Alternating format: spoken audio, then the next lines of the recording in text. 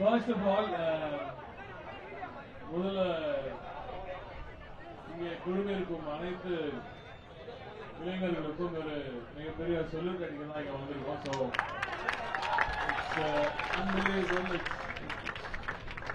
it's unbelievable, truly unbelievable that the youth of Tamil Nadu can pull off something this great.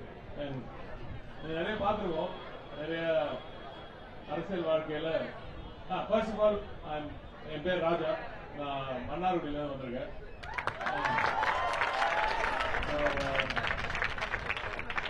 கொஞ்ச நாளா நம்ம ஊரோட தொழில் வளர்ச்சியில ஒரு சின்ன வேலை கிடைச்சது.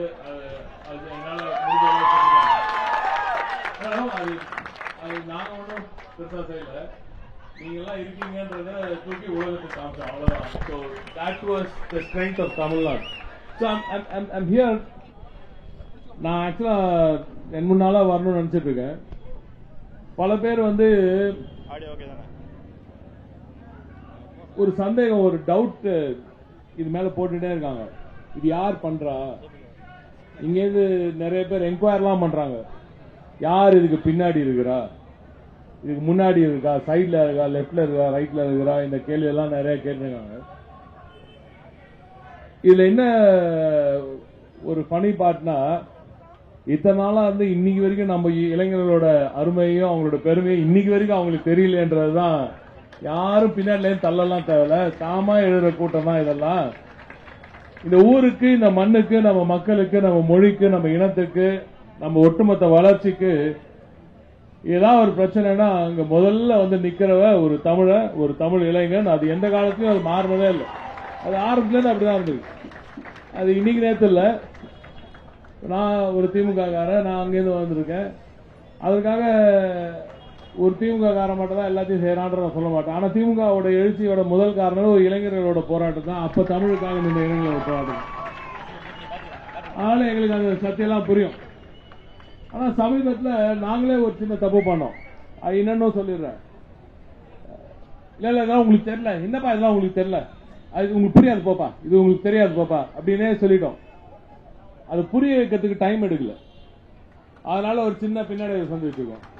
அது ஏன் இப்போ சொல்றேன் அப்படின்னா, இன்னைக்கும் நான் அதை பார்த்துட்டு இருக்கேன். உங்களுக்கு தெரியல, இது புரியாது, இந்த அரசியல் தெரியாது, இதெல்லாம் செய்ய முடியாது.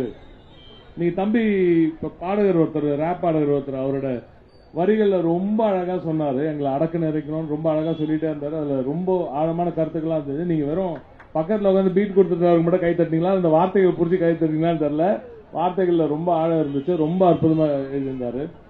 ஏன் சொல்லுன்னா, இன்னமும் வந்து ஒரு ஜென்ரேஷன், நான் ஒரு கீழே வந்தேன், ரொம்ப இது இருக்கு, ஒரு நிமிஷம் கீழே வந்தேன். ஐ திங்க் லெவல் ஆறுது, எல்லாமே கிரவுண்டடா இருக்கிறது ரொம்ப முக்கியம் இல்ல. ஸ்டேஜ் போட்டு எல்லாரும் அது ஒரு மாதிரி ஆரம்பத்திலேருந்து பிரிச்சுட்டாங்க. நான் 2 விஷயம் ரொம்ப நேரம் எடுக்க விரும்பல, ஏன்னா செமையா போயிட்டு இருக்கு. நான் பேச சொன்ன நான் பாட்டு ஓரம் பண்ணிட்டு இருந்தேன், இவங்க தான் கைப்பிச்சு இருக்காங்க.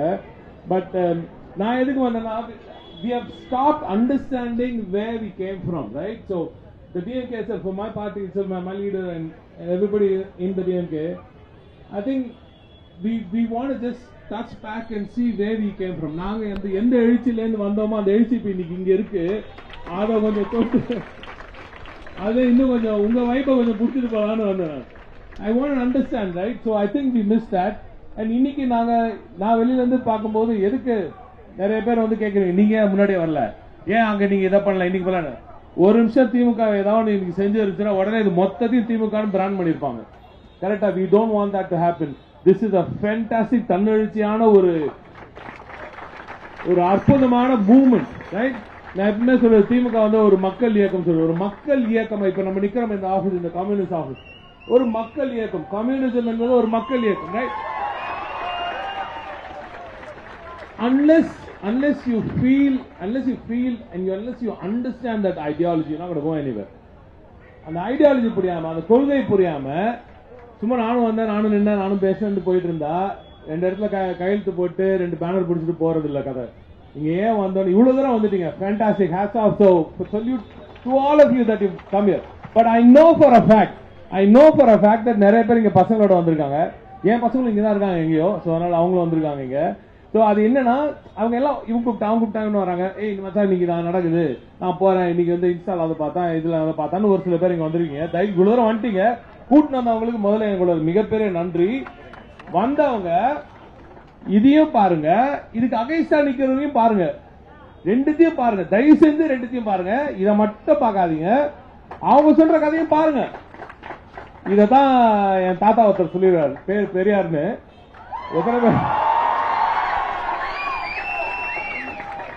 எத்தனை பேர் ஏதோ கொஞ்சம் பேர் தெரிஞ்சிருக்கு. இப்போ சந்தோஷப்படுறோம் நாங்க. அவ்வளவு தூரம் தூக்கிட்டு வந்திருக்கோம் அவரை. இதுக்கப்புறம் அவரை தூக்கிட்டு போனோம்னா அது உங்களுக்கு கையில தான் இருக்கு. இங்க நீங்க பிடிக்கிற பேனர் எல்லாத்தையும் விட பிடிக்க வேண்டிய ஒரே பெயர் பெரியார். அந்த பெரியாரை தூக்கி பிடிச்சால தமிழ்நாடு சேஃபா இருக்கும். சரிங்களா?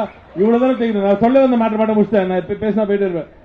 என்ன விஷயம் சொல்ல வந்தேன்னா, 2-3 ஆண்டுகள் தெரியாதவங்களுக்கு I was in charge of the Ministry of Industries. சரிங்களா? சோ அப்ப வெளிநாடுகளுக்கு போய் முதலீடுகள் எல்லாம் கொண்டு வரதுக்கு ட்ரை பண்ணோம்.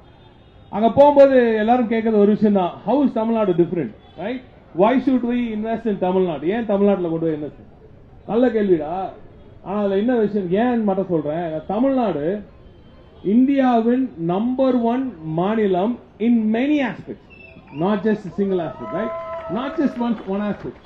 In manufacturing, we are the number 1, right? Manufacturing, number anything you throw anything at us, we can manufacture it. எது இருந்தாலும் நாங்க எங்களால பண்ண முடியும். In education, we are number 1 again, right? About 20% of our top 1/5 of all of India's education institutions தமிழ்நாட்டில் இருக்கும். In fact இப்ப நீங்க போராடுற மாதிரி இங்க நீட்டுக்கு போராடுற மாதிரி டாக்டர்ஸ்ல 1000 பேருக்கு 4 டாக்டர் வச்சிருக்கோம். நம்ம வெளிநாட்டுல ஒருத்தர் தான் பெரிய விஷயம். அமெரிக்கான்னு கத்துறானுங்களே, அங்க போய் பாருங்க எத்தனை பேர் இருக்காங்க. இங்க 1000 பேருக்கு 4 டாக்டர், 250 பேருக்கு ஒரு டாக்டர் இருக்காங்க தமிழ்நாட்டில். Only Scandinavian countries have this. இந்த கம்பேரிசன் எது சொல்றோம், நம்ம போட்டி எல்லாம் நான் எங்க போனா சொல்றது ஒண்ணுதான், தமிழ்நாட்டோட போட்டி இந்தியாவில் இருக்கிற எந்த மாநிலத்தோட இல்ல, அடுத்த நாடுகளோட தான் போட்டி. And I can tell you, I can roll out data for another half an hour சொல்லலாம் டேட்டாலாம், பட் அது உங்களுக்கு இப்ப தேவையில்லை. இது இங்கேருந்து வேற இடத்துக்கு போயிடும். ஏன் இதெல்லாம் சொல்றேன்னா, Tamil Nadu electronics capital, Tamil Nadu manufacturing capital, Tamil Nadu automobile capital, Tamil Nadu textile capital, Tamil Nadu leather footwear capital, Tamil Nadu auto components capital, Tamil Nadu EV capital எல்லாம் சொல்றாங்க. எல்லாத்தையும் தாண்டி தமிழ்நாடு எதுக்கு தரணும் கேபிட்டல்? Tamil Nadu talent capital. புரியுதா? This is the capital of talent in India. You can snatch anything away from us. படிப்பை புடுங்க முடியாது நீ எங்க கிட்ட இருந்து. எந்த காலத்தையும் பண்ண முடியாது. Amazing stalwarts.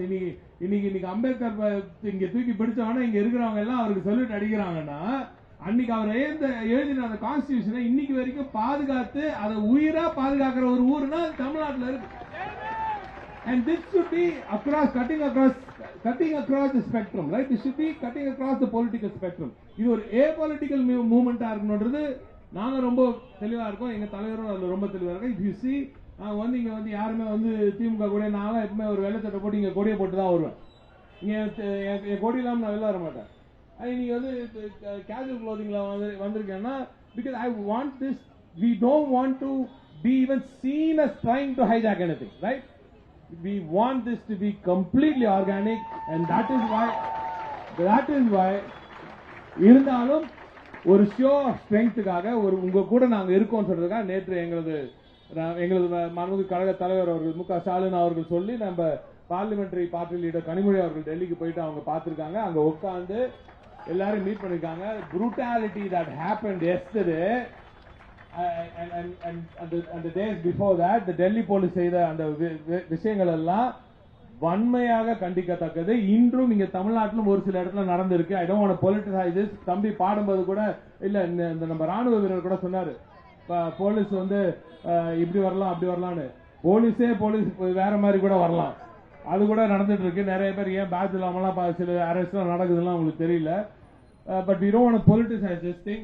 I'll just leave you with one thing.